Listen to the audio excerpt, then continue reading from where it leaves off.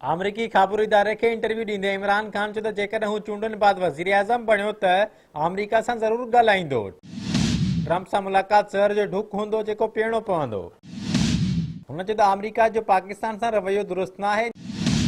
9/11 हमलनि बाद दहशतगर्दी ख़िलाफ़ जंग में पाकिस्तान अहम किरदारु अदा कयो आहे। संदसि चवणु हो त पाकिस्तान दहशतगर्दी जो ख़ात्मो चाहे थो। ट्रंप अफ़गानिस्तान में नाकामी ते पाकिस्तान खे क़ुर्बानी जो वकरो बणायो। इमरान ख़ान चयो त जेकॾहिं चूंडनि बाद हू वज़ीर आज़म बणियो त ईंदड़ साल अमरीकी सदर डोनाल्ड ट्रंप सां मुलाक़ात कंदो। हुन चयो त दहशतगर्दी ख़िलाफ़ जंग में पाकिस्तान खे कुझु बि न ॾियणो न वठणो हो।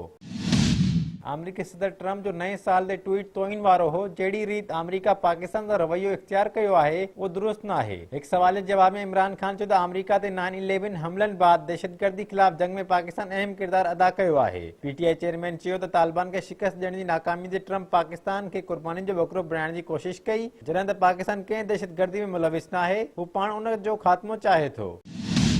दीनी मदरसनि बाबति सवाल जे जवाब में इमरान ख़ान चयो त लखे मदरसनि खे क़ौमी धारा में शामिल कयो वेंदो ऐं हू चाहिनि था त मदरसे मां पढ़ी निकितल शागिर्दनि वटि अहिड़ी सलाहियतूं हुजनि त जीअं कंहिं बि शोबे में सवलाई सां नौकरियूं हासिल करे सघनि।